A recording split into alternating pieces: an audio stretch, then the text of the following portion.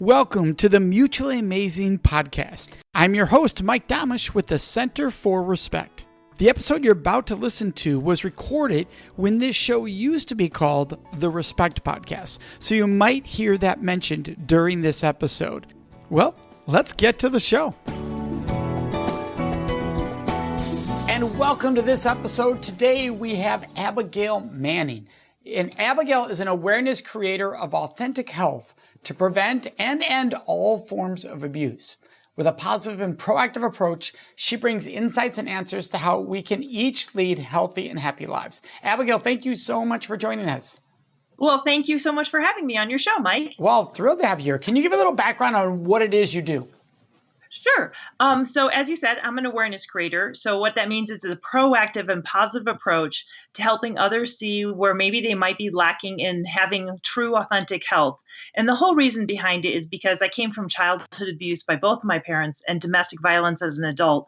And as an 8-year-old, I took a vow in front of a mirror to end abuse. And so this is my next chapter of life, and this is my next mission, is to help others learn the lessons that I have learned, but hopefully a lot easier and faster, quicker, and with a lot more positivity than the way that I learned them. And at 8 years old, you looked into a mirror and said, I'm going to end this pattern. I'm not going to let the cycle repeat, is what sort of sounds like you described there. I'm going to make a different path for myself. Where does that come from at 8 years old? Right. Well, and what it is that I devoted myself at that point to love, respect, and kindness. I mean, that's mind-boggling for a lot of people to hear it and say, wait, an 8-year-old committed to mine and stayed with it, right? Because a lot of when we're young, we'll go, oh, I have this goal and this dream. I'm going to do this. I'm going to do this, or I'm never going to do that. And that changes very quickly as we get to teen years or preteen years. So can you, what kept you focused? What kept me focused was having firsthand experiences of harm. And so I really only have one rule. And when I've raised my kids, it was do no harm. At all costs, do no harm. And the next best goal is to have love, respect, and kindness for yourself and for others. Now, it doesn't mean that that was easy. It doesn't mean that I didn't understand abuse. I didn't understand it at all, but I was committed to those values, doing no harm to someone else because I knew what that felt like, and I did not want to do that to anybody else. And what do I want the world to be? How do I want the world to treat each other? I want there to be safety and trust and respect. And for me, those words have always kind of boiled down to love, respect, and kindness. And so unfortunately, because I didn't understand abuse, I went through the pendulum swing of marrying someone who is not of great health and being in that marriage for over 10 years and then swinging out of that. And that's what I mean. I've learned all these different things by going through $20,000 of therapy modalities and reading and going to crisis center. And PTSD hit me really hard. I was like, okay, I have to really understand this and be able to explain it in a way that I can understand it. And so other people saw that and they started asking me, can you explain to me what you're doing and how it's working so well for you?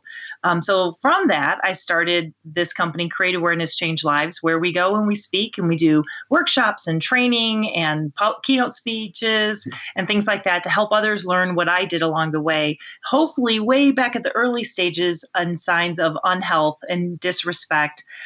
So we can stop it there and make it into something positive and proactive for all of us. Well, I appreciate your openness there because while at 8 years old you made the commitment, it took 20 plus years to figure out the journey, right? Which is true of a lot of us. I mean, in a do no harm philosophy, which I'm a big believer in, when I teach my all-day workshops on how to do training on sensitive issues, we talk about do no harm. At the same time, you have to also make sure that you're not doing harm by doing no harm, because that can actually happen. You can think so much about, I don't want to harm anybody in the room, that you do harm at the ability to impact and to teach and to connect because you're so working in fear of not doing harm. And that's not what do no harm means, but that's what people can interpret it to mean, and you can live it. It sounds like you went through some of that in your own personal life.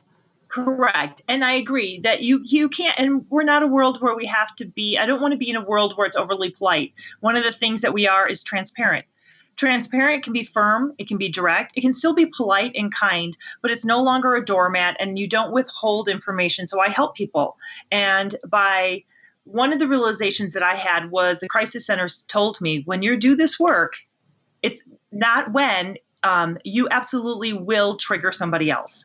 So it's a matter of knowing you're going into that, giving a space that's trusting and safe for people to really vulnerably feel it, because I'm about authenticity, right? Not just this robotic kind of, I mask my feelings, but someone is going to get triggered, and how do we help them? Because that's the first step. When you first realize, whoa, I have a problem, or, oh, I didn't know that that was me, or I didn't think I thought about that word that way, or something. So being triggered doesn't have to be a horrible, bad thing. It can be a realization that this is the first maybe eye-opening experience that you're like, I'm ready to be better. I'm ready to be healthy. I'm ready to have control over this and not have it have control over me. So that kind of helped me flip it into the positive. Like, it's okay. I am going to trigger people, and that is okay. But I have to have the responsibility, which I take very seriously, of letting people know that they can trust me, they're safe with me, and that I truly, truly do care about them and their well-being. Yeah, and you're not intentionally triggering people. No, oh, no, no, no. There are people who do that, right? We see people in the media and in politics who go out and say insightful things intentionally to incite, to trigger in a different way than the kind of triggering we're talking here, but it's a form of triggering. And so you're saying, hey, no matter what I do, someone can be triggered. So I'm out of control of that, but I am in control of the atmosphere that I create in which that takes place. Right. And trauma-informed approach is really important. So I would never go out of my way or try to ever trigger someone in an unhealthy way, right? In a harmful way, in overstepping their boundary lines. But understanding that you're going to do that is, and you're doing it from a loving place, you're doing it from an I care place, and this is the way you're going to have to face it. Because if you don't face the beast is always going to be there. So I don't care if your beast is addictions, I don't care if your beast is that you're with somebody abusive or that you are abusive yourself. You've got to face the beast in order to stare it down, understand it, and be able to walk away confidently from it. And you can do all that in a very healthy way. So the question is always, am I being helpful and healthy, or am I being hurtful and unhealthy? That's my measuring. And hopefully I'm never hurtful to somebody, and I'm always being helping and healthy for them. How do you help somebody? How are you supportive of someone? You had once, we get suggested questions for our shows. And the one question is, how do I treat people who have been through abuse with respect and not pity? So how do I give that person that respect and pity? Because we see it all the time. In my line of work from the stage, I'll tell people the number one mistake I see people say to survivors is, oh, I'm so sorry. Yeah. Which is meant as loving and caring, completely comes off as total pity. Like, I'm so sorry. And it feels like, I'm so sorry that happened to you.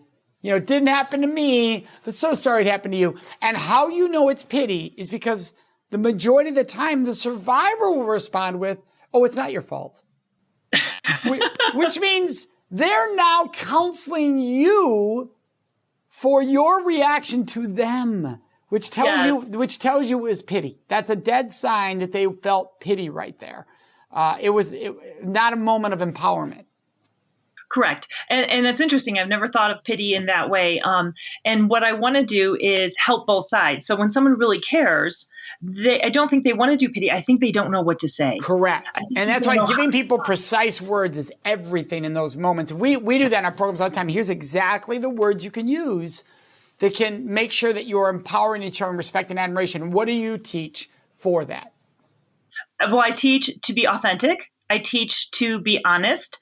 I teach that being direct. So having eye contact with a person and saying something like, thank you for sharing that, or you are so brave, or I didn't know, how can I be of support? Or, oh, I mean, even to me, when I see people all the time kind of go, and so I just move on into what I do really quickly because it gives them permission not to have to respond and react, because we all feel like, oh gosh, none of us want anybody to be abused. So if you can just come back with, wow, I didn't know, how did you get past it? I mean, go to the positive. What could I do to help somebody in the future? Is there anything specific I can do for you? And that's the number one thing. People don't know how to respond. You don't have to know how to respond. Just be yourself. Yeah, and if you can learn language that can help you be comfortable in that, then use it. Like we teach the same thing. We teach thank you for sharing. We'll say thank you for sharing. Clearly you are strong and courageous. What can I do to be of support? Because that opens the door. And the reason those 3 steps are so important. 1, thank you for sharing lets the person know, oh, I've come to the right person. Because the fear is, is it okay to share with this person in this moment? That's often a fear for a survivor. Is this a safe person to share with? So when you open with, wow, thank you for sharing. Oh, okay. And then when you say, clearly you're strong and courageous because you shared, right? I mean, that's true. So that's honesty and validation at the same time. Reinforcement's a better word. But then to say, how can I be of support? They might say, oh no, I just wanted to share. Okay. But they might be like, oh, I just wish there was someone I could talk to. Oh, well, have you talked to the local crisis center? Have you talked to, and you give them options. It creates this exploratory option for them to get the resources and support they deserve, which is so important. And for anyone listening, this goes to any difficult news someone ever gives you. Doesn't have to be a survivor. Somebody comes up to you and says, my dad passed away last night. Oh, I'm so sorry. Where do you go from there? Yeah. You've got nowhere to go from there. Somebody says, my dad passed last night. Wow, thank you for sharing. How can I be of support? Now they see somebody trying to engage, not just, let's move on from this uncomfortable situation. I love it. In fact, I wrote it down because I'm a big thank you and please person. Call me old fashioned, but I still really like using thank you and please with people all the time, even people I know, my family and everybody, just thank you for helping me with dinner or something like that. Yes. So that acknowledgement, everything you said was just to me spot on, perfect and beautiful and brilliant. To acknowledge, to thank, to prove that you're a safe person, you're a sincere person. I love it. Well, I appreciate that. We've always taught it from stage and in all my books. We teach that same statement because it's just people don't have the skill. And I love what you said about be yourself and be authentic. Sadly, some people are afraid to do that because they have been taken as being callous in the past. So they feel if I'm myself, I could do harm. So, well, what if I could give you this little phrase? And if you said it from yourself, if you said it from your authentic self, with these words, it's going to come off as you and be loving and caring and supportive. Right. And one other thing I'd like to point out real fast, Mike, is that the person who has the difficult thing to explain, like you said, whatever that happens to be, a death in the family, coming out for the first time talking about abuse or something like that, that person is coming from a place where they've already been shamed, blamed, judged, isolated, ridiculed, minimized, all of that. So they're kind of, at least in my case, I was very nervous and I would watch people. And the moment that they would kind of look at me like, oh, like that, shut it down. This is not a safe place. This person's not going to be able to understand. And so the turtle pulls its head back into the shell real fast. So just know that when someone comes to you, it's an act of bravery. When someone looks really strong on the outside, or you see them as being very strong or successful or capable or confident, we're all the same in the inside. It's really scary to come forward. And strong people, I know, because I've been called a strong person more than once in my life. It's scary to feel weak. It's scary to feel not in control of how someone's going to respond to you. Not that we can control it. So just know going into that. That's why I like telling people to be really authentic, and just like your connection with that person. And a lot of times you don't know that person, but it could be just someone you've met. It happens to me all the time. And I will start with a compliment for them of like, I'm honored that you told me. Yes, because what you said there is so important about the concept of that took them strength to share with you, whatever the difficult news was. So to honor that just means the world to people, and we should be honoring that. Now, you talk about something that is what I've been doing for decades, which is ask first. Ask first. And you talk about it specifically when it comes to hugs. Because in my world, people think, well, Mike teaches to ask for a kiss, or Mike teaches, before sexual intimacy to ask. But you say, hey, why should I have to ask before I hug someone? And you teach in your work why that's important. So let's go to there. Why is Why is it respectful to ask for a hug versus just assuming, look, I'm giving you a hug because that's loving, that's supportive. What's the harm in me just giving them a hug? Yeah, right. So it goes down to, our healthy boundary lines, right? And so what is healthy for you may not be necessarily healthy for someone else based on their life experiences. So for example, if someone, that was the first step of abuse, let's say, because that's what I specialize in, is preventing and ending abuse. So if someone was abused by, let's say, a parent who comes up and the first thing they do is they come up towards you face on and they put their arms out towards you, that person knows they have to go into fight, flight, or freeze mode. And so it's unsafe. And when our brains get hijacked, we don't know how to respond until we are taught how to respond, until we're taught what those warning signs are and what is ours to own versus the other person. Is everyone out to attack you that's going to hug you? No. But until we can get that through our brains and really assimilate it into our bodies and our responses, and we can understand it. So there's different techniques like EMDR, there's somatic, there's EFT, on how we rewire our brain so that we don't automatically jump into that reactionary fight, flight, or freeze mode. You think you're being friendly and kind, and I think you're subconsciously, without even realizing it, you're coming to attack me. And because some people bury, especially childhood abuse, so far down, they don't even know that that's what it's related to. Yes. The word that we often don't discuss here is grooming. This is how the predators often groom their victims, right? And those who would go on to become survivors. And so for anyone who's listening, what that means is if a predator will start with the hug, and they'll get very comfortable with that hug, and they'll make that hug a little tighter and a little longer. And then they move to touching and they move to other things, but it all began there. And so for the survivor, especially if it has not been addressed, if it is down deep, there's an immediate moment of that's where it all started. And now this person's starting it all. And like you said, I love that you said that they might not even be aware of this because subconsciously this can happen. And people go, well, that's not I'm not supposed to know what everybody else has been through. And I mean, that's just political correctness gone awry. You are about to touch another person's body.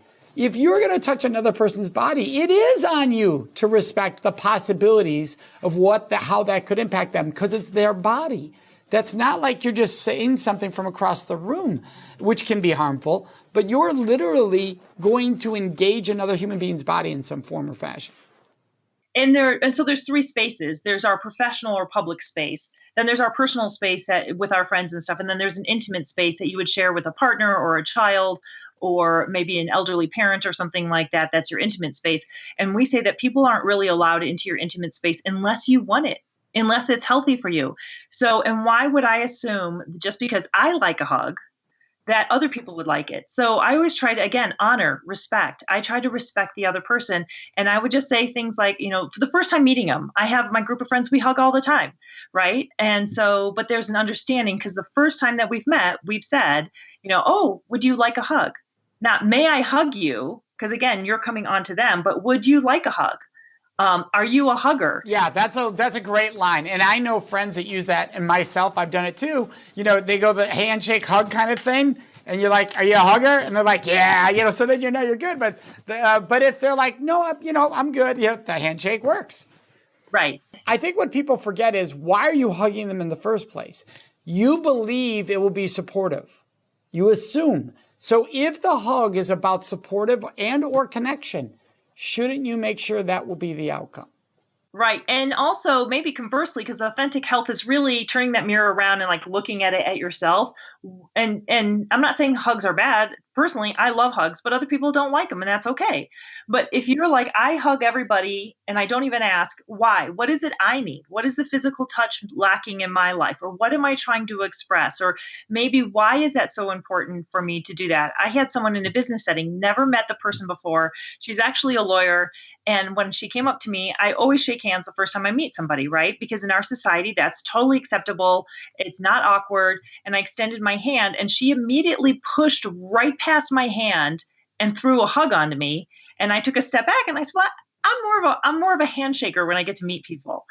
And she completely didn't understand, like, I don't know if she thought we were best friends, reconnected, but just watching the body language. We talk a lot about cognitive, social, and behavioral theories. Well, the behavioral theories, if someone's putting out their hand to shake hands with you, they want to shake your hand, or they put a hand up to high five. Just do the high five. So those verbal and behavioral cues are important to watch for.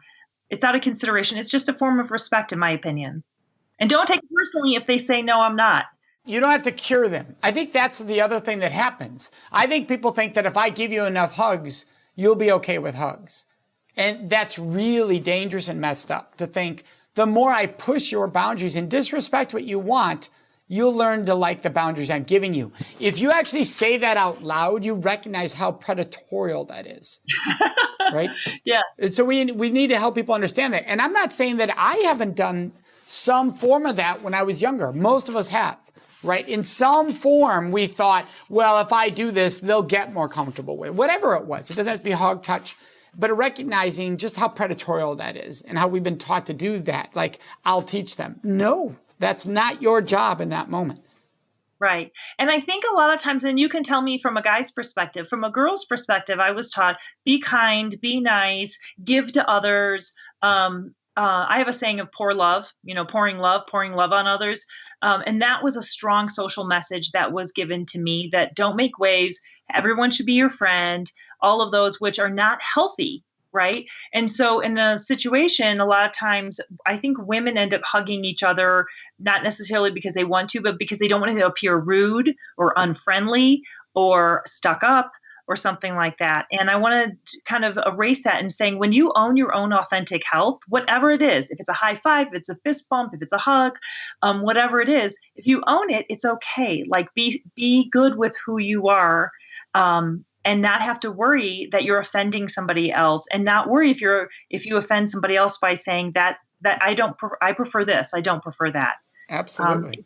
By living authentically, it's okay to stay within your own boundary lines and what feels good and is healthy for you without worrying about what others and outsiders are thinking about you.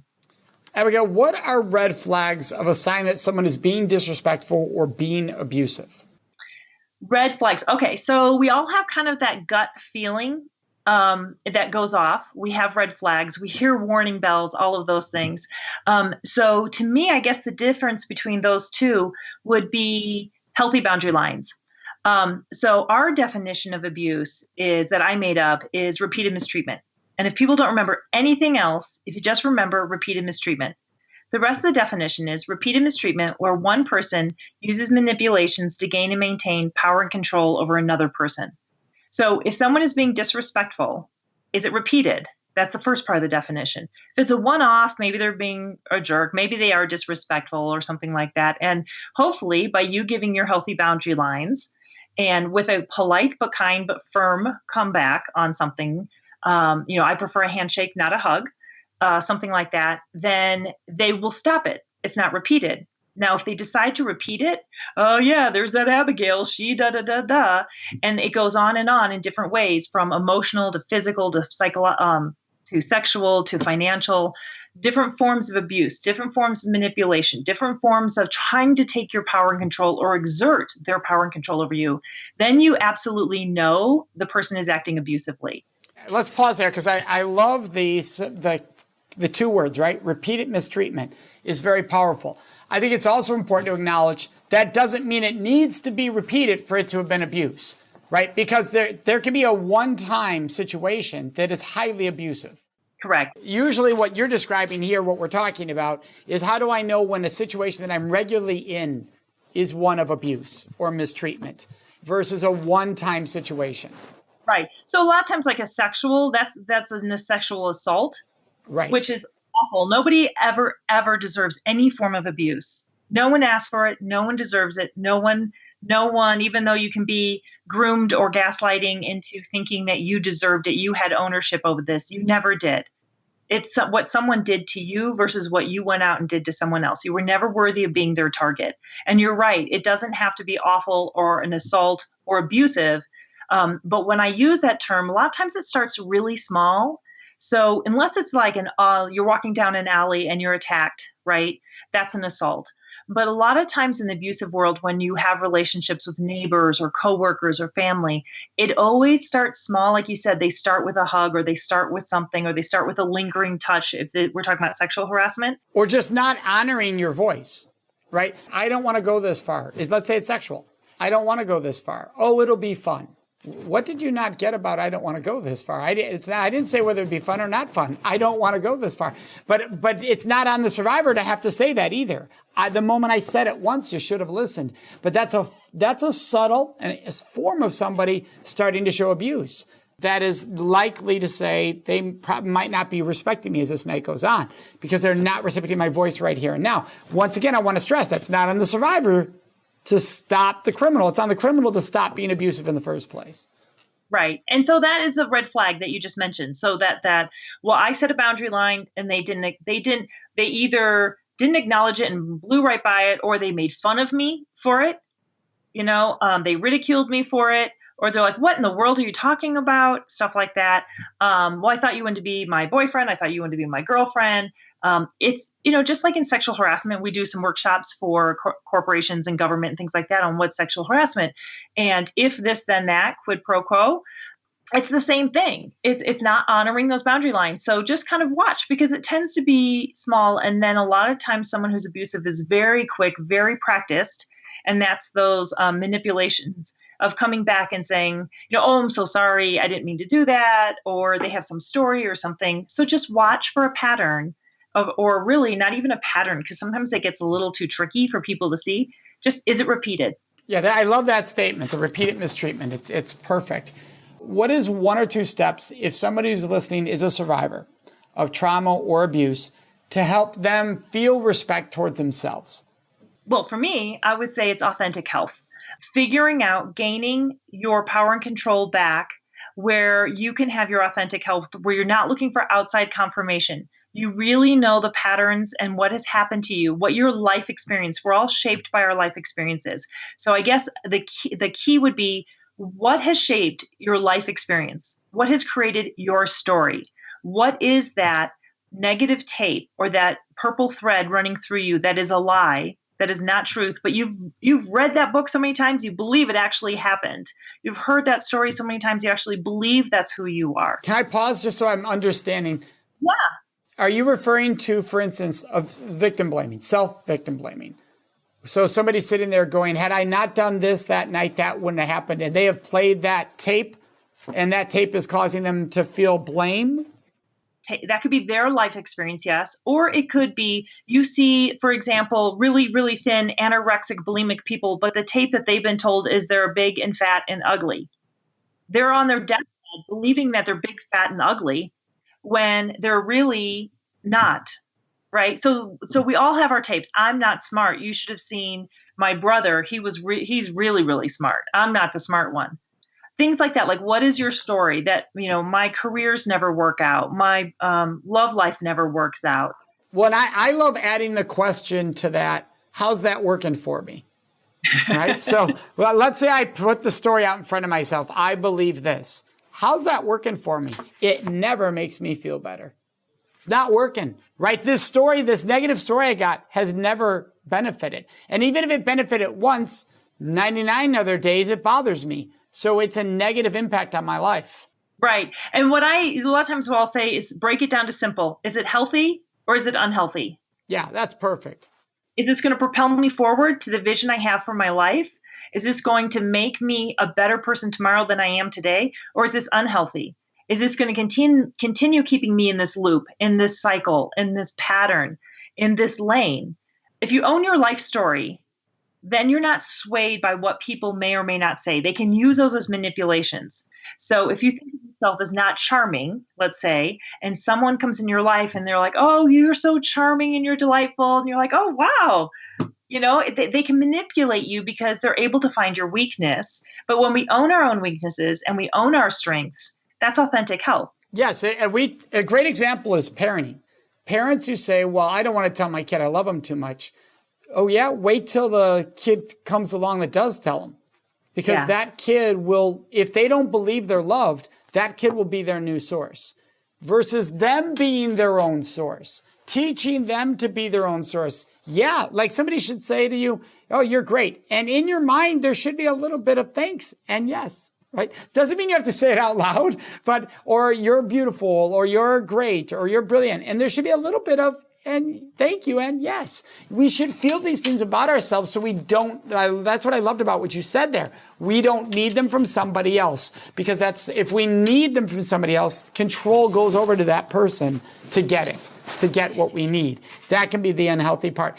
You had 3 books that you told me that you really love. One was Mindful Loving by Dr. Henry Grayson. Another was Women Who Love Too Much by Robin Norwood. And Brene Brown's books. You especially like Rising Strong. Why these 3 books? Well, I think anything Brene Brown has written, I love. I love her salty,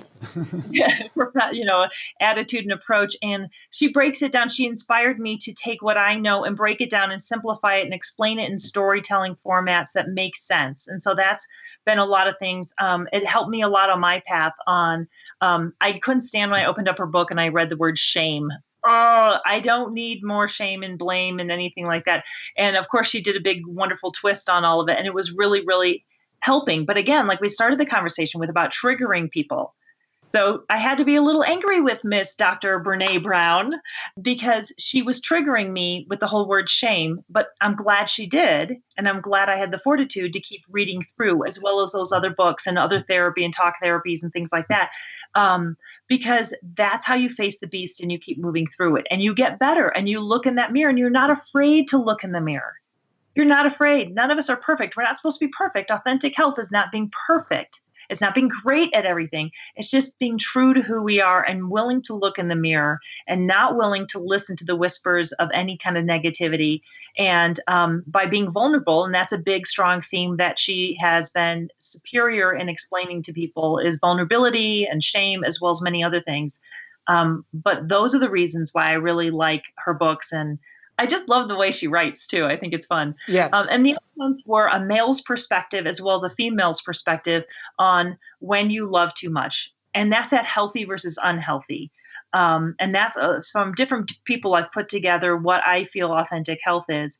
And both of them, I thought, from a male perspective as well as a female perspective, they did a really good job of showing where that line is between what is good, authentic love and what is not. Because you have to keep in mind, I wasn't raised with it. I wasn't raised with love, respect, and kindness. I wasn't raised with mutually loving parents. I had to figure it out. I watched for it. I looked for it in movies. I watched for it in couples. And so I stumbled along trying to learn these things in my own life and through reading books so that I could figure out how to have happy, healthy, successful love in my life. Well, and I think that's a great way to end our show, because I think too many people think things like, well, that should be obvious, but they forget, well, it's obvious to you because you might have been raised in it, or you learned it because of something in your culture, your family. Millions of people have never been taught these lessons. So if you're going to say I'm a compassionate, caring person, you need to think of the possibilities of others, which you just brilliantly shared with us. So Abigail, thank you for being with us today. For anybody listening, you can find Abigail at abigailmanning.com. We'll have her Facebook link or Twitter link all on our show notes. Thank you so much, Abigail. Thank you very much. All the best to you. We'd love to hear your questions, your thoughts, and your ideas. And the best place to leave those with us is on our Facebook page at facebook.com/Mutually Amazing Podcast. Of course, you can always contact us on our website at mutuallyamazingpodcast.com. Remember to subscribe to this show so you automatically get it every week. And if you could, take one moment to leave a review. That really helps other people find the show, which we are greatly appreciative of. So thank you so much for joining us. May you make today and every day a life full of mutually amazing relationships.